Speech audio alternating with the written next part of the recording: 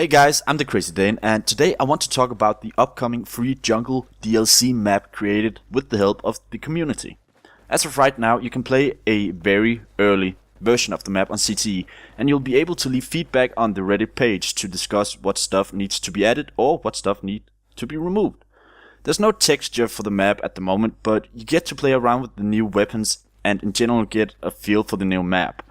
Personally, I'm actually quite excited for this map. It feels fluent and awesome, and there's not really a lot of bad stuff I can say about it. And the only negative things that I can say are just related to the fact that this is an extremely early version of the map, and it's in no way a complete or a true representation of the finished product will look like, so you still have a chance to influence the map designers to add some stuff or remove said needed stuff. This map is quite infantry focused, as at the moment there's no choppers or jets at all, only quad bikes, dirt bikes, jeeps and a few tanks. Though some points doesn't spawn a dirt bike or quad bike, which stranded me miles away from the battle quite often. I'd like to see some permanent spawn points at A, B and E flags on Conquest Large, as those are the ones that I've been stranded at the most. The C flag is a small jungle town, bringing back the jungle village feel from Bad Company 2 and some of the maps from that game.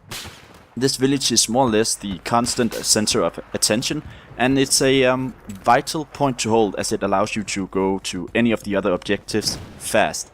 But there's a lot of cover and verticality near C points, so be prepared. Be noted though that any building in this new map is fully destructible. Finally, thank you DICE. I've missed this from Bad Company 2, where you were able to level a town to the ground as the game progressed, allowing and in some cases forcing a different playstyle. And it even forces you to use some of the new routes to take, and there's a lot of new flanking options to capture an objective. It's been really nostalgic playing in this new and upcoming jungle map, and it just works. Well, it works well even when you consider some of the glitches and errors that, well, they are bound to come in this kind of early version of anything like this map is at the moment.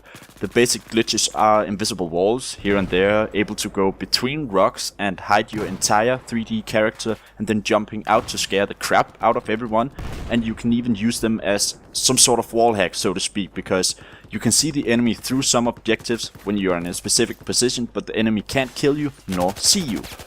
As said earlier, this is a very early version, so there's no texture, no foliage, so there's no bushes for you to hide in, and not as many trees as you'd expect in a jungle map. And personally, I'd like to see at least 2/3 more trees in the map, and I can't wait to see how the map looks full textured and with foliage.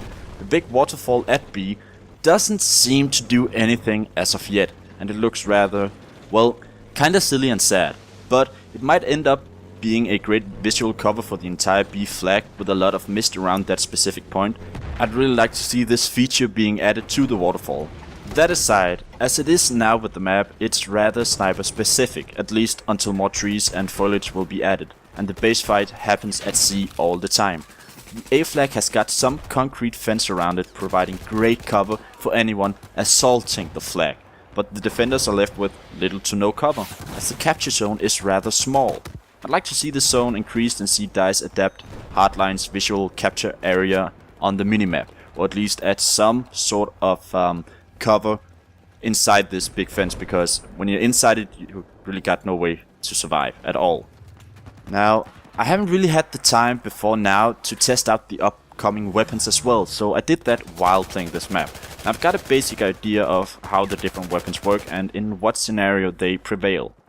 The L86A2 is a LMG type kinda hybrid with assault rifle. It's got the ups from the LMGs and assault rifles, but with a really small magazine compared to any of the other LMGs. But I really don't see a reason to choose this weapon over the M249 or the MG4 LMGs, as they are still superior in any way.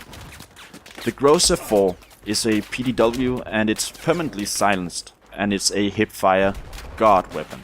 It's amazing at close quarters, but you'd be at a disadvantage at long range. Though in medium range you will still be able to win some firefights.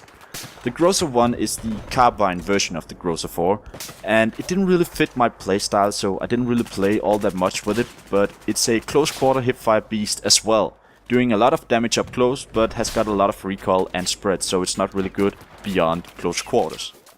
The AN-94 is still an amazing gun as it was back in earlier Battlefield games as Bad Company 2, but it's best in burst fire, and I actually did really well with it. I will do a full review once it hits the live service, but at the moment I really like this gun, and especially in burst fire, and it's precise against moving targets, but it does little damage at range, so I'd put this at a close and medium range weapon class. The Mare's Leg is a lever action rifle shortened to be a sidearm. It does a lot of damage even at range, and it's really precise. I've used it as a secondary sniper, so I'd be able to deal with most scenarios. Best way to explain this is when I use the AN-94, which rocks at close and medium range, I use the Mare's Leg at long range. I've won some firefights against snipers using bolt action rifles with this sidearm.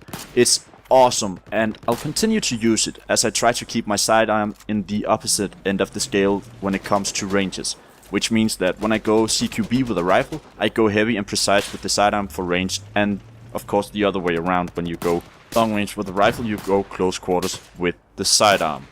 There's also been another change to the UCAV. The audio of the UCAV is louder, and now it's got two yellow and orange lights on each side to produce a visual cue of the UCAV, enabling people to dodge or prepare for the incoming bee sting.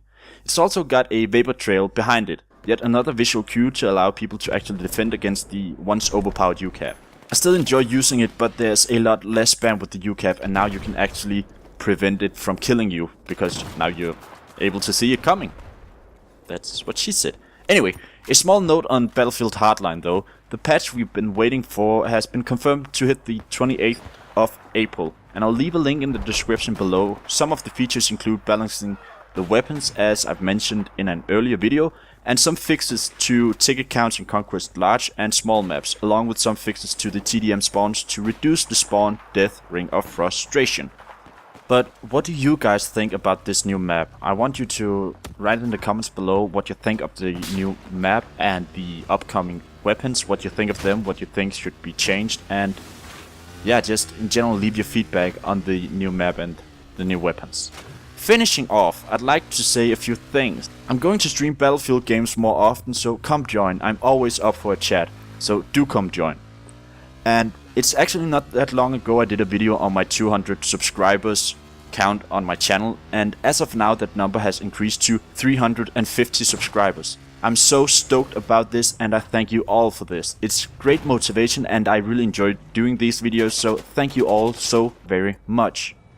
Oh yeah, on Tuesday I will upload the rest of the Battlefield Hardline playthrough. There's been a lot of stuff while recording I had to sort out, but now you know, Tuesday I will upload 7 videos just to get them uploaded. It's been way too long before I got this done. I am sorry guys. So yeah, that's it for this time guys. I hope you enjoyed this little video about the new map and some of the new features coming to the community DLC, and also the small update on the Battlefield Hardline front. So yeah, thanks for watching guys. Don't forget to like, share and subscribe, and I'll see you guys in the next one.